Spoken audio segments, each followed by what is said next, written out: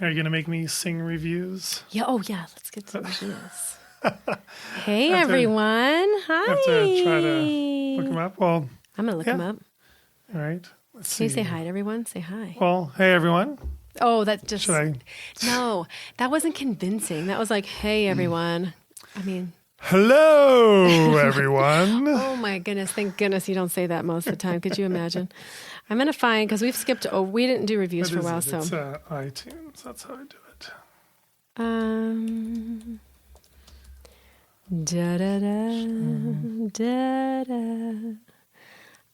Let me see. I'm gonna find. I kind of want to do one that's super. How about this one? Oh, that's nice. Okay. I got it. Oh my God! Wait. Did I read this one? I don't know if we read this one, but this is so great. It deserves a second reading. Okay. Who do you want? Who should I be? I can only do a couple of accents. So. I've wanted Irish. You've hinted at Irish. I'm not great at Irish. Like I'll have to say, I'm not great at it. But I watched this movie, The Song of the Sea, with Serenity, and they have these great Irish accents. And so sometimes Serenity wants to be Ben. She'll go, "I'm Ben." And she has this like perfect little like, "Hi, my sister, Saoirse." And it has like this cool little, but I can't really talk like this for very long. It's not great. So I'm afraid I'll mess it up down the line. Don't know if I can read an entire paragraph this way. Can only do a sentence or two. That's all I can do. I love that one. That is really hilarious. The more I listen, the more I love it. I didn't think it could even be possible because of the way you two lay out the facts is stellar. And I'm a facts girl. But the more I listen, the more I love you two and this podcast. The way you present this fact-based information with your knowledge and fiery passion keeps me coming back for more. For more. Keeps me coming back for more.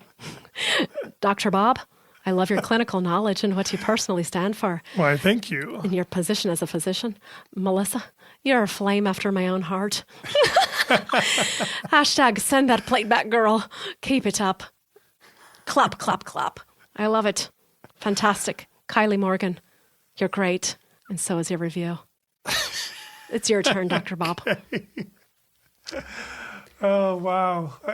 You're not supposed to be crying when you're... well, I don't know which one to read. They're, let's see, blah, blah, blah. You read Y'all Are the Best last time, right? I should go like way, way back. I don't know. I'm not ready to... okay, I got one. Okay, ready. You're going to keep waiting. I'm going to go. Okay. All right, who do we want on this one? I'm sure I should be British on this one. You want British? You've done a lot of British. Well, what else do you have? Southern. Go Southern. Okay. Yeah, give us a nice Southern drawl. Hi. This review's from Sanchito. Sanchito 8448. Knowledge and inspiration. I'm a 28-year-old man. What do you look like, Sanchito? I have no children. That's important because usually people only look into and research this topic if they have a family member or child who has been injured. That's right. This fact alone breaks my heart completely. Completely breaks my heart. I've seen friends around me start to have children and they're born with illness or eventually become sick within a few years. The health image here in America is getting scary. It's getting downright scary. All of my research eventually led me to people like Melissa and Dr. Bob. I've seen Dr. Bob talk live at one conversation in Atlanta. Not only is this podcast entertaining, because they are human and somehow still have a positive outlook despite all that they have learned and uncovered. But this podcast is overflowing with knowledge and useful information. They keep you up to date, which I love, even though I have other sources that also keep me up to date, and they provide a full spectrum of understanding on this issue. I am convinced that people like M and Dr. Bob, Dr. B, are on the right side of history. Dr. B. It's time all of America follows suit. Great podcast. gauntlet has been thrown. Okay, I just want you to know that There's just no way. There's no way. But there's yeah. a way. Yeah, I like I don't know how to say her name. El Castrewa. I don't know. Well, what accent do you want, or what song do you want? I'm not going to try to sing it. Okay. And I really don't have an accent. Do your French guy. Come on, I keep waiting for the Frenchman. Serenity and Justice. Oh, waiting I for the know who Frenchman. I'm going to do. Okay, who are you going to do? Make sure it's politically appropriate. It's French, but is I have to kind of take me a few lines to get it. But hello, this is Inspector Cluzel speaking. This is a review from El Castrewa. Thank you, Dr. Bob and Lucia, for your time spent researching and sharing, and for advocating for informed consent and truth. It's very hard to read these reviews as Inspector Cluzel and stay in character, but I will try. I listen to your podcast regularly, and the information you share continues to open my eyes on things pharmaceutical companies want to hide. You provide so many good arguments and discussion points that I've used to help stand up against several pro-vax bullies, so thank you for that. Please don't give up. I am sure it's exhausting and frustrating at times. We need your strength to beat the Goliaths. I really appreciate the informative and scientific / data-driven podcasts more than the opinion-based ones. So my only recommendation is that you focus more on those. I bet they'll love this one then. Thank you. And that was Inspector Cluzel speaking. Oh my God, is he supposed to be French? Oui. Then where's your ha? How did you miss the whole time? Inspector Cluzel is really French, so he doesn't do that stuff that those Americans used to do when they're trying to imitate us. Oh my God! You should see his his whole face has to be contorted to sort of make that accent work. Was that as bad as I think it was? That was special. Okay. That was very special. I think it could have been accentuated with a ho every fourth line. Oh my gosh. Yeah. Well, I grew up with Inspector Cluzel, as you probably have no idea who that is, do you? Do you? You don't know Inspector Cluzel? So you just think I'm like a raving lunatic right now? Well, no, I mean, I know who you were attempting to be. I know that that character. And I'm not talking the Steve Martin Inspector Cluzel. I'm talking the original. I don't even know his name, but priceless. That's funny. Priceless. The funniest. I mean, the two people in the audience that know what I'm talking about, but the Inspector Cluzel where he attacks the castle. Oh my gosh, the funniest thing from my childhood. Anyway, well, the only other one I have is this kind of Russian accent. And if we're Russian bots, I mean, we might as well do this, right? I would love to hear Russian Melissa. I don't know if I can do it now because I'm sort of under the the gauntlet has been tossed right back in your direction. Boom. I always have to just start out with something with a W so I can just be like, what? What are you talking? What do you mean? This is brilliant and compassionate and scientific. I've been researching vaccinations for 13 years and I absolutely love this podcast. It's informational, funny, and backed by facts and enjoyable to listen to, especially in this accent. This podcast has been a way to really help me educate my husband in a way that works best for him. I am so glad to have stumbled upon this and to share it with others whenever I can. Thank you, Melissa and Dr. Bob, for all of your hard work and dedication in this medical freedom and informed consent movement. I appreciate you both more than you know. Tara from Wisconsin. Wait, where's Tara from? Wisconsin. Thank God there were so many W's in there. Otherwise, I can't keep it up. Okay. I love how you say how my face is. When you do that, your like head's always like bobbing. Dr. Bobbing. Oh my gosh, be That's serious. so funny. Okay, like stop being such a goofball already. My God. Okay, well, Oh, did you should we even start welcome? the show? I did not welcome them. That was all pre-show fun. Holy cow. So now it's time to welcome us in. Oh my gosh. Shall Inspector Clouseau welcome us in? Or yes. No? Or wait, do you have another one? We should name our people and then we can bring them back when they need to come back. So how about, didn't you do a Southern one time?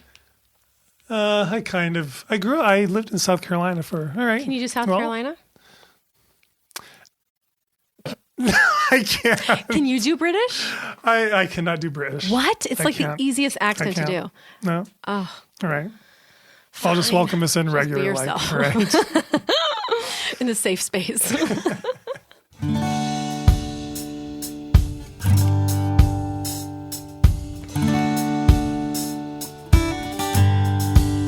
When you open the door for somebody else. Welcome in, everybody, to the Vaccine Conversation. You are all so very welcome for that wonderful introduction. You got to meet some interesting folk. Hey, dinner and a show. This is dinner and a show. And what's so funny is like our topic today, of course, has nothing at all to do with this. And it's not even like a quote, quote unquote, lighthearted episode necessarily. It's like, it is an episode on something I found that I brought to Dr. Bob. And this was a research study. Oh my God, it's so bright now. Wow. I couldn't see. Woo, that's bright. And this is called Class, Gender, and the Conscientious Objector to Vaccination, covering historically the period of time between 1898 and 1907. And I came across this and could not even get the entire article and a link. So I had to screenshot all 26 pages and send them to Dr. Bob and print them out. For my phone, at the top of every page has my battery life. It's like 8%. It's like 8%. I think it ends at 6%. I had good signal. Looks like 5%. Yeah, Wi-Fi was on. I can tell. But this is, I told Dr. Bob, this is interesting to me because this is kind of discussing the beginning of the anti-compulsory vaccination movement. And I mentioned this briefly before because I started looking into the history of mandatory or compulsory smallpox vaccination in England, specifically in Leicester, and how they had a group of people had come together in the 1850s and 60s to say, hey, there's a risk here, and we don't feel like this risk should be forced on everyone. And they banded together, creating the first anti-compulsory vaccination league.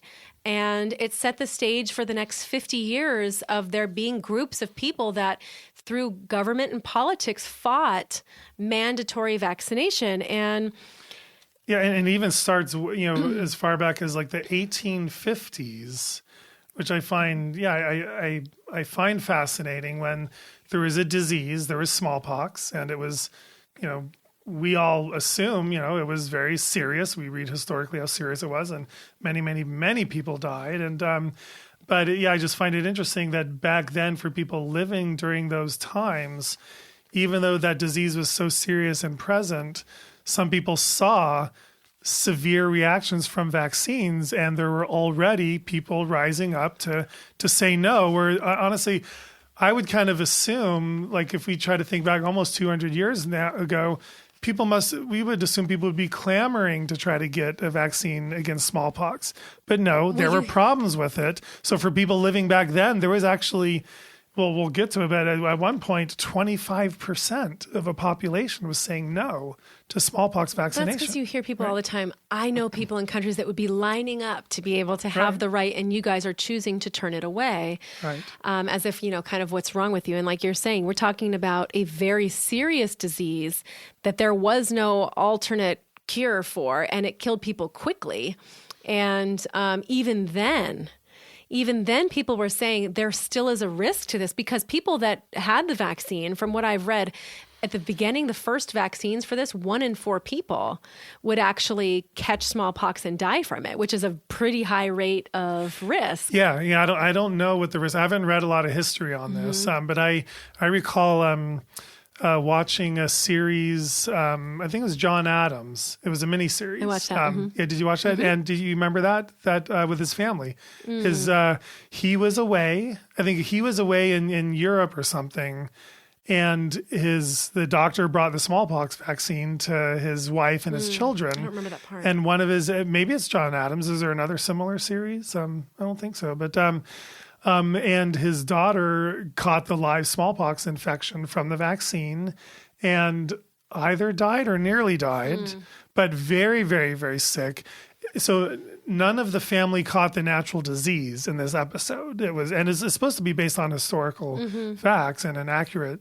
So I don't know if this is truly historical fact, but no one in the family caught the disease, and the one of the several children either died or nearly died from the live smallpox infection from the vaccine. So when I was reading this, I was like, wow, that's fascinating. That kind of brought to my memory that, and that's probably one of the main objections that people had to this particular vaccine was, as a live virus vaccine, introduced to people like topically, like through the skin, through like, scratches and breaks in the skin. They give you the vaccine that way. Yeah. It literally would cause smallpox in a certain proportion.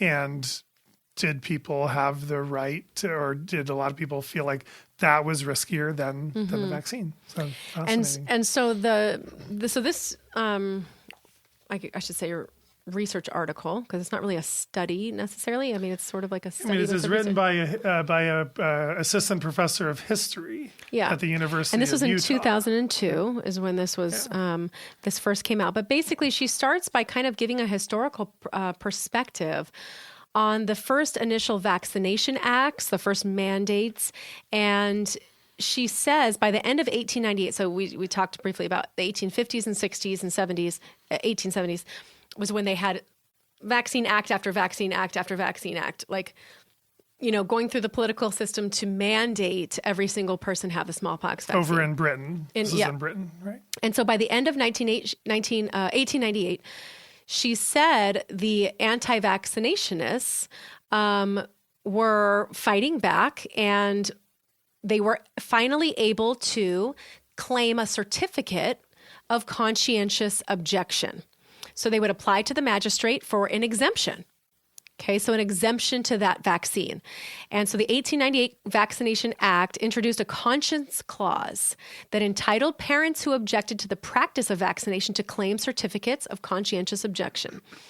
And by the end of that year, there were over 200,000 certificates that had been issued. Right. And like you said, this grew to be about 25% of all births once the conscience clause was amended back in 1907 to make it easier to obtain. And what I find so interesting about this is right from the beginning, she says the vaccination conscience clause was controversial. Right. So she already says this was controversial. There was a huge debate in society, the same debate we're having now. But what she says was this was mostly among the working classes that were the ones that wanted to file these objections. And says many of them were women. And this became a debate about class and status, who had the right to have a conscience, what kind of citizen is allowed to conscientiously object, and the gendered nature of this. Do women have a right to turn in these? Are they valued enough in society to be able to turn in these exemptions? And what does it mean to have a conscientious objection, and how is that tied into religion and religious exemption? And so the big issue was who exactly was entitled to make this claim, to have a conscience and rights and make this, and that itself was a contested issue. And when they, at the time of the smallpox vaccine, they said vaccine matter was transferred directly from one child to another. And that parents were complaining routinely that there were other diseases also transferred because this was an arm-to-arm method. And it provoked these fears of blood pollution and bodily contamination. So these were for the people that could not afford a private physician, a private practitioner. This was the state-paid vaccinators at public stations. This is what was happening.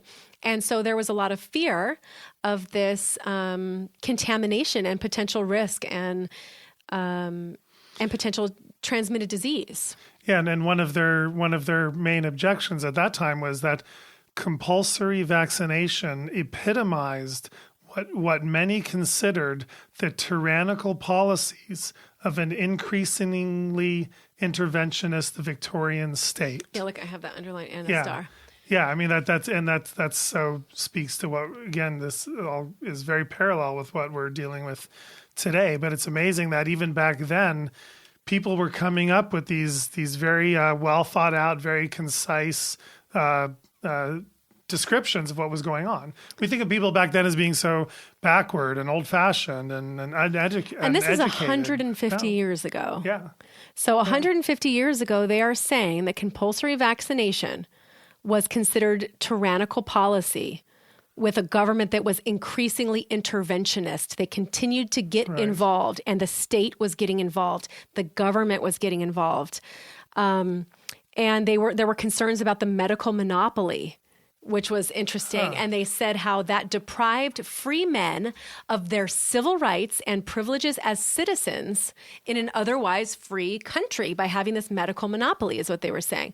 And they said, which is so funny, is that the anti-vaccinationism at that time was considered a libertarian and an old liberal philosophy because it had to do with personal rights. And this is kind of which is the opposite of what you think of who's supporting the vaccine legislation now. Not liberals now.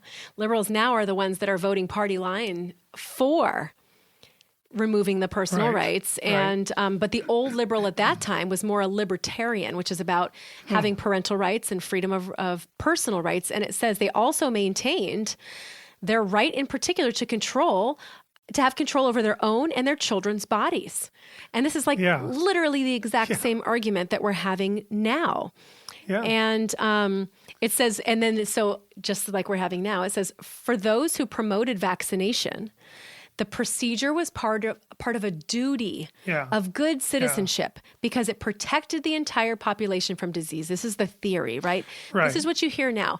Herd immunity, community immunity, it's your job, it's your social job as a member of society to be a part of it by doing your role. Yeah, and then she calls them, again, pro-vaccinationists, and that they attempted to incorporate the working people into the national community as citizens through participation in maintaining the public's health. Again, it's exactly what we're hearing today. And there was someone gave an address to a bunch of these workers back in 1878. There was a medical health officer appealed to the working class and the audiences as sanitarians and as citizens and as parents to do our duty into reducing infant mortality. And it's interesting that you think that might speak and sort of like rile up the masses to say, yes, let's all do our duty. But it's interesting from what we're seeing here, a lot of people were resisting those. But it's kind of shameful too. Kinds of approaches. It's saying if you don't do this, shame on you for not being a good citizen. And she even goes on to say, we can't let our own, basically, ideas interfere with the general good. Doesn't that remind you of the greater good? Right. Everybody talks about the greater good and what we're willing to accept for the greater good. And so this was all about the mass versus the individual. This was the same argument that we're having now. And then, ironically, anti-vaccinators argued that they belonged to a collective, but their collective of citizens was that we are law-abiding citizens. I am a citizen. I'm a collective of these citizens. So therefore, I should have the same treatment and I should have the same respect and I should have the same right to my viewpoint because I'm part of a collective. Right. So on one hand, they're saying if you're part as a collective, you need to do your public duty to everybody else. And the other side was saying, yes, I am part of a collective that deserves respect. Exactly. And because I'm part of your same collective, you need to treat me with respect and listen to me and allow me to have a say in this. Right. I mean, I feel like the idea that the collective is so important that all individual rights need to be negated, that is the wrong kind of collective. Right. And I don't think we hear that a lot about that from our side today. No, you're right. We don't. Right. We don't hear that, people standing up for, I have just as much right to be part of this community as you do. And my rights and my ideas and my thoughts and my beliefs on this have just as much validity as yours. And something I wanted to, excuse me, sorry. I wanted to touch on really quick. We see some of the same ridicule from the pro-vaccinationist side, and that someone says that if we as fellow citizens allow our prejudices or our ignorance when we have the means of knowing better to interfere with the general good, then we are guilty. And we've heard that. We've heard that parents today should know better. Yeah. We have access to information that should, if we are educated, we should know better that mandatory vaccination and complete vaccination is the best thing for everybody. We should know better. And they should, and they were using the same arguments even back then. And you know what's funny is one of the people that they refer to as one of these anti-vaccinators is actually a pharmaceutical chemist. It says his name's Robert Stobbs, and he's an operative and a pharmaceutical chemist. So he was against this at this time, and he described himself as a peaceable citizen. I'm a law-abiding citizen. I'm a loyal subject of the British Crown. Like, I am a good citizen. I'm a good member of society. But he's a pharmaceutical chemist, and even he has these concerns about what's going on with mandating these types of, and of course, reminder everyone, this was only one vaccine. Right. Could you imagine? This might have been the only vaccine. Yeah, but could you imagine what they would think about today with 69 doses and mandating that? Jeez. Wow. Like you said, this is a deadly disease, and it was only one vaccine people were asked to get. And people are fighting that. Right, yeah. That's exactly my point. Yeah. So I like this. There's a Mary, who's the secretary to the National Anti-Compulsory Vaccination League that Melissa has introduced us to. She said that good citizenship advanced did not... if we advance the idea of good citizenship, it does not mean enforcing public health measures. Rather, it entailed respecting the bodies of one's neighbors. Mm-hmm. That's kind of a different take on what we just said. They're really saying that being a good citizen just doesn't mean you comply with everything. It means respecting one's neighbors, respecting the my body, my choice, or whatever you want to say. It means respecting that of your neighbor, because your neighbor is a citizen too, just as you are. And then she continues on. She says, it is not decent in a free country even to talk of legalizing bodily assault and possible murder on the bodies of a fellow citizen's children. You know, she's basically saying, like, how are we even having this conversation where we're legalizing, we're forcing and mandating assault, injury, possible death from an adult or somebody's child by forcing these types of mandates, and how wrong that is when we're talking about good citizenship. You want to be a good member of society, then why would you force somebody to have to endure that or take that risk?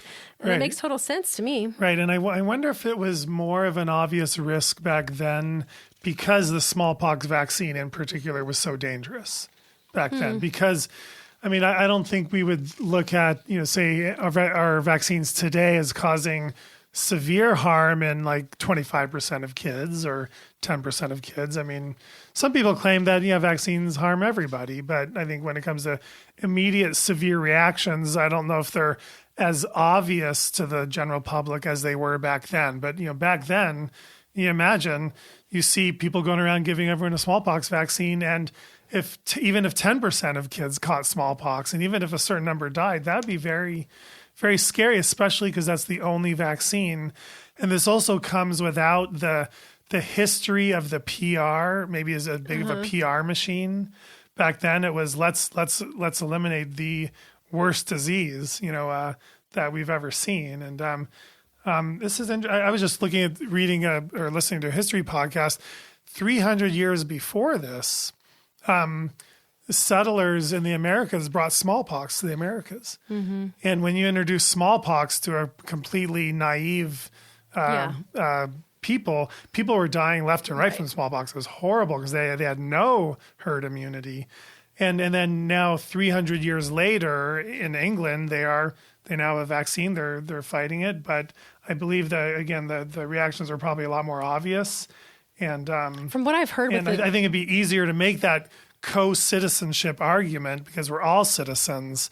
So we shouldn't have to endure this very severe reaction.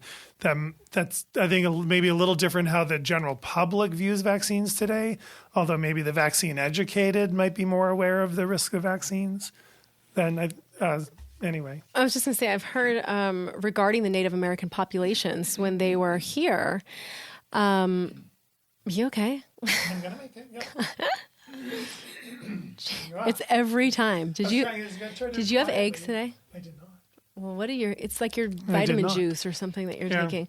The Native Americans, because their immune systems were so clean, as far as they weren't experiencing any pathogens, that when the settlers did come here, it wasn't just smallpox. They were literally getting very sick and dying from all sorts of things because their immune system was so pristine in the sense that it had not had any exposure to these things, and they were not sick ever. Right. With anything. Right. They didn't have colds. They didn't have flus. They didn't have that stuff. So that when all of that was brought to them, that everything was taking them down, literally left and right, like you're saying. One of the things I find really interesting about this article is that at the time, this became an issue of feminism. Okay. It became an issue of women standing up and saying, I have a right to weigh in on this. My opinion has value. And they were kind of tying it into the suffrage movement, and they were tying it into other feminist issues at that time. Women's property rights, even vegetarianism, which was a thing back then, and the feminist dimensions of all these things, they said. And then ironically, men were also saying that by making a conscious choice and being able to conscientiously object, that was allowing for them to govern their own families, and that was making them a good man. Okay. So we've got both genders claiming the importance of being able to utilize a conscientious objection. Men were saying that if the government is not allowing for them to do this, then it's actually undermining their masculinity, which is so interesting to me, because then that becomes a social issue. This is not just a medical issue. It becomes social. We've got women saying, no, I want to have a right to this. I want to have a right to decide what goes into my body and my child's body.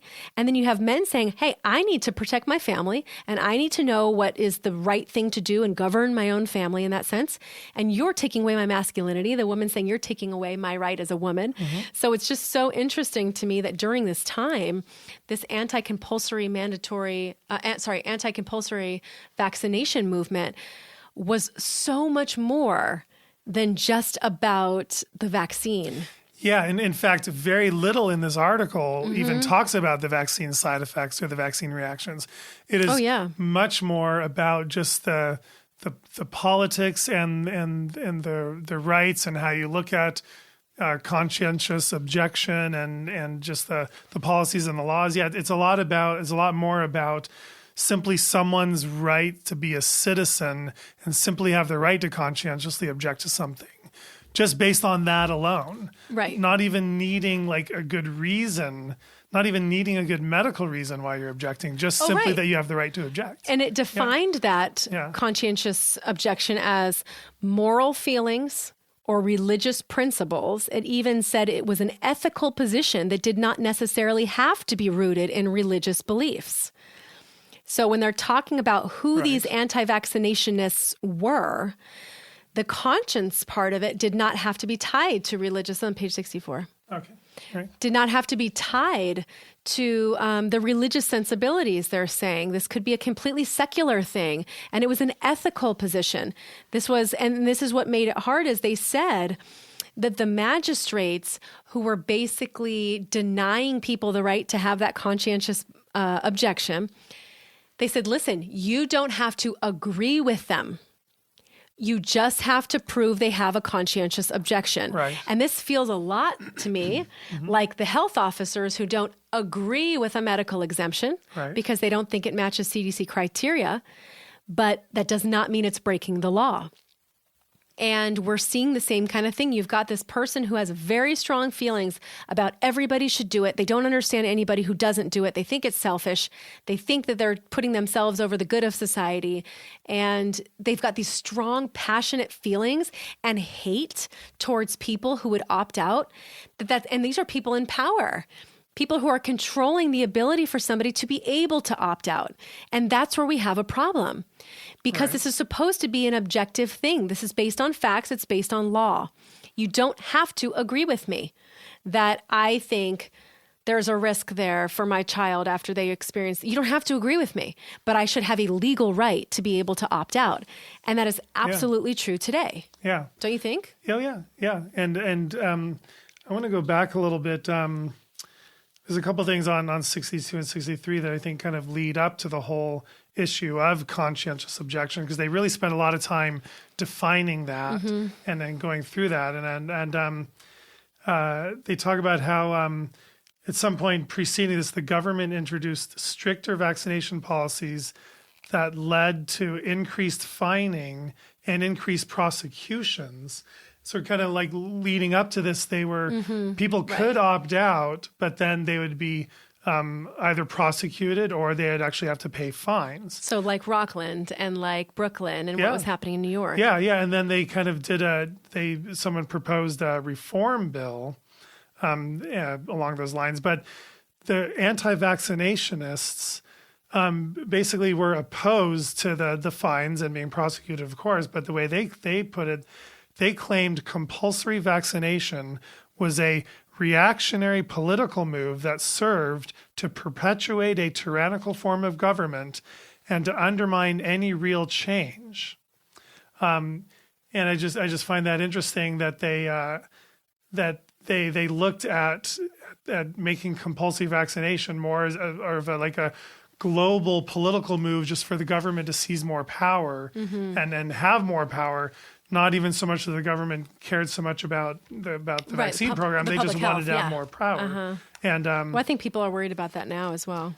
Right. And because there's some stuff on where they first introduced the idea of conscientious objectors, and one really important thing that people who are trying to achieve, the right to conscientious objection. Oh my God. So they say is conscientious belief. They claim that conscientious beliefs are the property of all citizens, whether male or female, whether rich or poor, whether educated or uneducated.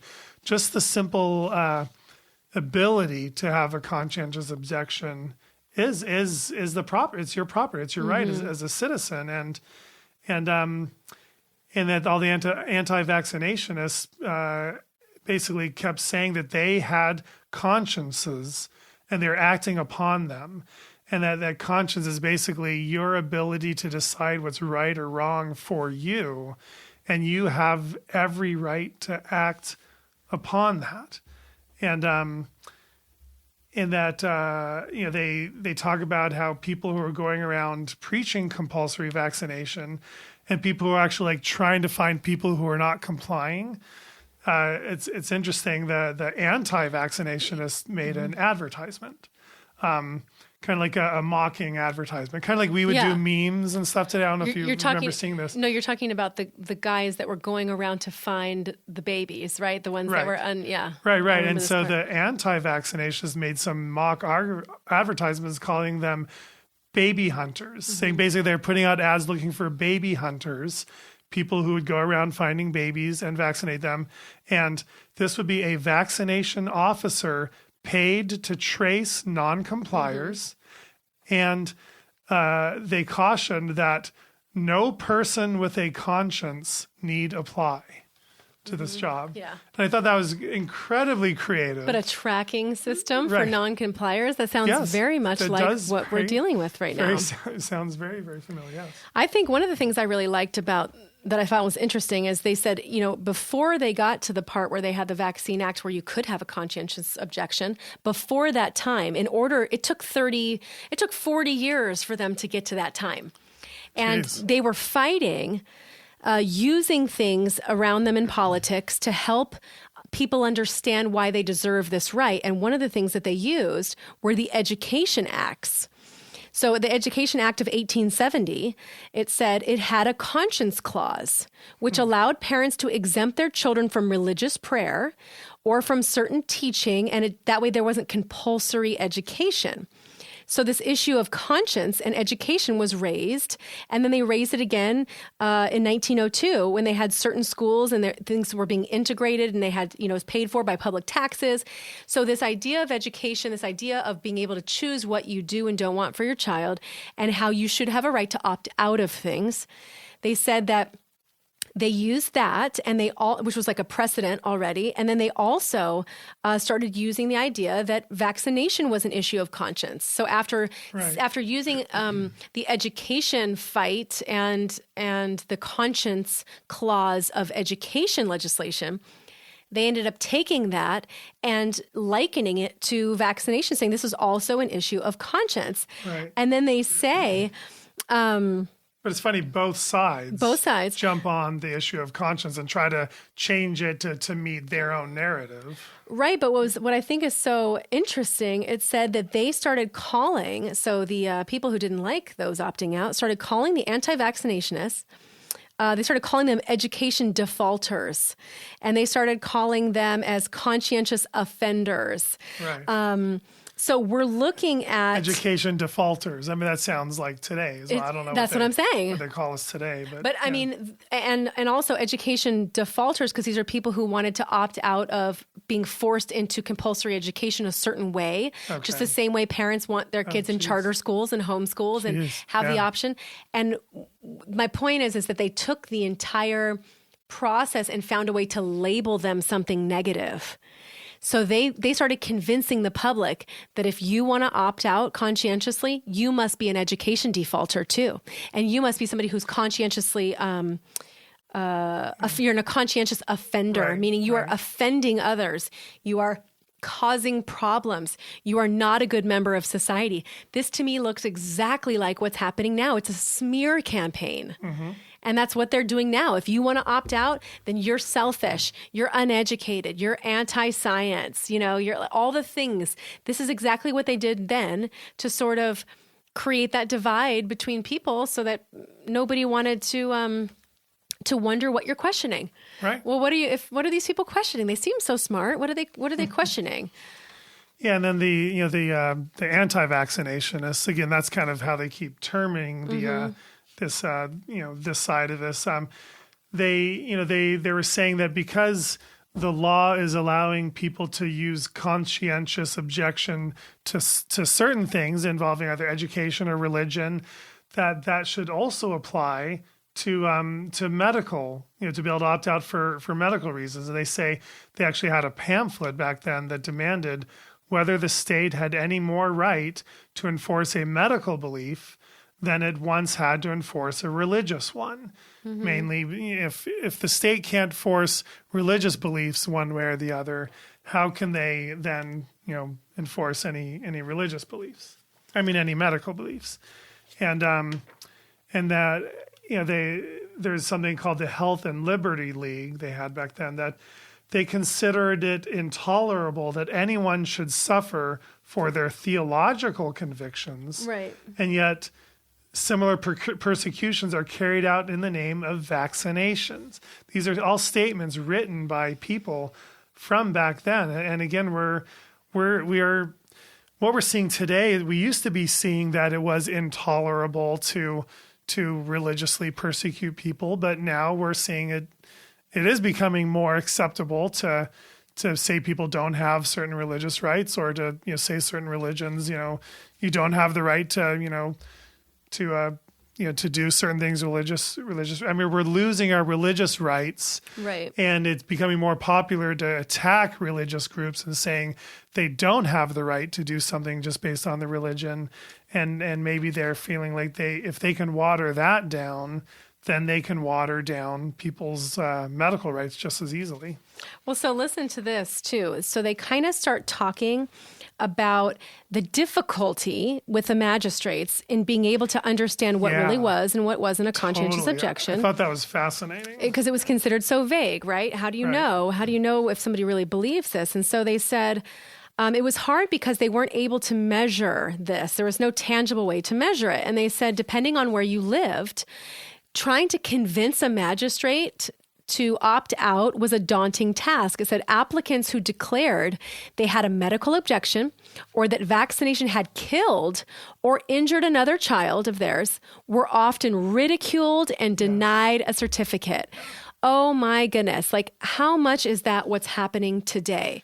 Listen to that, you guys. That vaccination had killed or injured another one of their children. They were often ridiculed and denied a certificate. And then it said those who could not claim to have a child die were also denied, right? And it says there was, in one particular town, there was a young man who applied for an exemption, declaring that his other child had caught diphtheria after vaccination, and he was denied. Right. And he said the magistrate said, well, I can't really say for sure if that's why your child, got diphtheria. Right. And but it's almost as if they were saying it was almost easier to do a conscientious exemption based on it being a matter of conscience. Than a medical one. You literally feel it's right versus wrong. That was easier than trying to find a medical reason, is what I think a common theme throughout this. And when, like you just said, when people tried to claim a medical reason, they were denied. But if it was a reason of conscience, they were not denied. But then it's interesting how the magistrates were saying they have no way to figure out how to tell if someone truly is conscientiously objecting. Like, how do they judge whether or not this is a matter of conscience for them? We have no way to figure that out, or no way to judge that. Well, so and they're having a hard time. Right, and this is the key, though, because it says each magistrate was different. They had their own standard of evaluation, and they were not uniform. And it said that these magistrates basically made their own consciences the factor rather than the conscientious belief of the parent. Right. So and this is just like today. Yeah. It says some were even reported to have said that they had a conscientious objection to giving out certificates of exemption. Yes, and it said this meant that they regularly asserted and attempted to enforce their own value system upon anti-vaccinationists. And this, I think, is a huge problem. Senator Pan writing all of these bills and pushing all these bills, that's his own value system. He's trying to legislate and attempt to enforce his own value system on other people. And this is where we have a problem, because there is no such thing as this one-size-fits-all viewpoint. And your belief system is highly individualized based on your own life, your own children, and your own history, medical history. So if the people who are in charge are the ones that are trying to assert and attempt to enforce their own value system, this is where we go wrong, because the people in positions of authority are supposed to be objective to see if you follow the law. And the law is supposed to be objective. You cannot have people who think it's wrong to opt out being the ones deciding whether or not you get to opt out. It's not fair for that to work that way. And it's so interesting that you've got vaccine-injured children who were not qualifying for essentially a medical exemption at this point, all because of their own, the people in authority. It was their own opinion that those things didn't matter, or that wasn't important, or whatever it is. Yeah. But it's not up to the people's opinion, the people in authority. It's not their opinion that should be guiding society. It should be based on these rules that are objective and based on laws. Yeah. How else can we do this? Well, one thing I thought was interesting is that the anti-vaccinationists who they're basically being labeled as the conscientious objectors to this, they were actually objecting to the fact that they even had to file for anything or apply for something.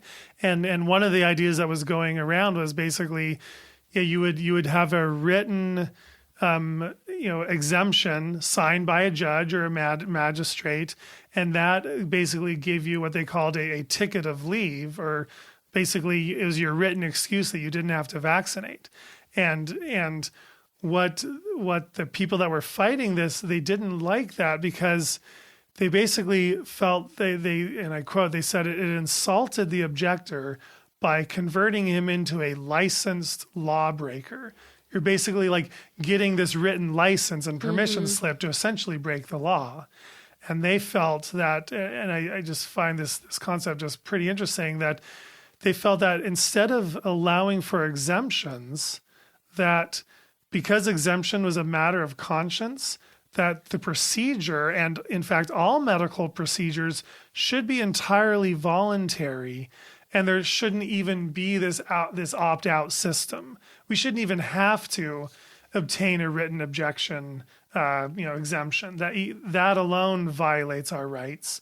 But the government didn't listen to that objection, and they moved forward their plans. And I kind of thought it was interesting how they describe in this article the history of sort of how they tried to figure out how they were going to make this process work, kind of like they're doing now. But at one point they said, well, if you're going to have a conscientious conviction certificate, it has to be signed by a judge.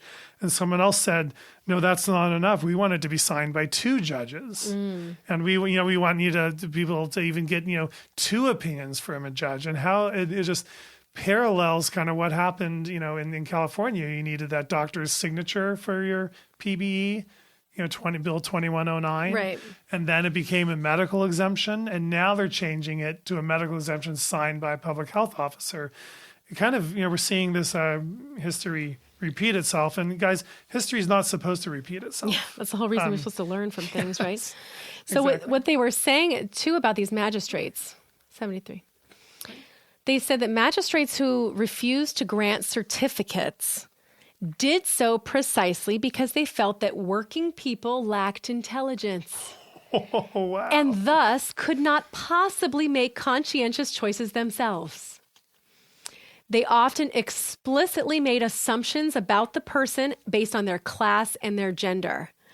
So don't you sort of see a similar thing happening now? As soon as we're at the Capitol and they know it has to do with 277 or now 276, the anti-vaccine moms are here. Right. The anti-vaxxers are here. The unintelligent, uneducated, anti-science, crazy, all the things that get associated before you even walk in that door. Before you have a conversation, they have no idea what you're going to say and if what you're going to say actually has value and is backed by science, which it is. But they're already making this label the same way they were doing back then 150 years ago. And they said one person was fed up basically with the way that they were being treated as it relates to these exemptions, and said directly as they came up to their public comment to claim a certificate, if you think you are going to bully me as you have bullied that working man, you are mistaken. I have a conscientious objection and I claim a certificate. And that man was awarded one. But even the issue of bullying and medical bullying and coercion and the same stuff. And like you said, we should not be repeating history. If this stuff goes on and you realize this is not the way to handle people, or worse, there's research that shows we have a reason to be objecting. This is not like we're coming out of the woodwork with nothing behind us here. We're talking about lots of science to back up what we're saying here. You think that they'd be able to move forward and find a way to not discriminate and vilify and label and treat so condescendingly a group of people that have legitimate concerns. And we're talking about protecting children who've already been injured. Right. And again, these concerns were probably so much more obvious back then because there was one vaccine and it was probably causing a very small number of severe reactions, namely, a live smallpox infection. And it should have been so obvious to see to the magistrates, to the medical community. And, this article doesn't really go into the, I think that the pharmaceutical agenda, the PR agenda, and all that. It talks about the medical monopoly, so it sort of mentions it briefly, but not much. But it doesn't go into a lot of what we're dealing with today. But yeah, this is interesting. And there's a lot more to it that we're not going to cover because it kind of says a lot of similar things. But just this idea of conscientious objection and where rights where they stand and where your role is in society. And if you're a good member of society, why would you be punished when there's a risk to something? I mean, this is all of what we've been saying. And I think this we'll include the link to this in our information so you can check it out yourself. It has all these quotes and references directly from things from the 1850s on. And I find it really fascinating. In fact, I want to look through a lot of these resources and go find the original texts that she's looking at. This is interesting. They closed the article with the government eventually adopted a tribunal system similar to that outlined in the Vaccination Act of 1898 that they already had. And a president of one of the local government boards was in charge of managing the terms of the exemptions from military service, also was then put in charge of administrating the vaccination conscience clause. And that issue of tribunals again is now precisely what we're dealing with. Mm-hmm. Again, it's not up to the local doctors, even way back then, and it's not up to the individual. They're basically creating a government tribunal who's going to oversee this and make these decisions for people. And it's just, it's very telling. But yeah, thank you for this article. I mean, I love history. I totally love history. Me too. In fact, one of the podcasts I listen to is about history, and so it's interesting to take a look back at this. And even though this was written recently, 2002. Right. Again, if you want to look it up, Class, Gender, and the Conscientious Objector to Vaccination, 1898 to 1907, by Nadia. I think it's probably Nadia. Nadia Durbach, a historian. So thank you. That was cool. Hope you guys enjoyed that. Yeah. Just a little trip down memory lane, I know. I mean, I love how varied our topics are. I mean, we have this topic and that topic, and there's so much to have a conversation about. This is such a big issue. Yeah. Such a big issue. Yeah. Well, thanks for joining us, everyone. Thanks for joining the Vaccine Conversation. Yeah, we will see you next time. Be the peace we want to see in the world. Yeah, be the peace we want to see in the world. Yeah, be the love we want to see in the world. Be the joy we want to see in the world. Be the change we want to see in the world.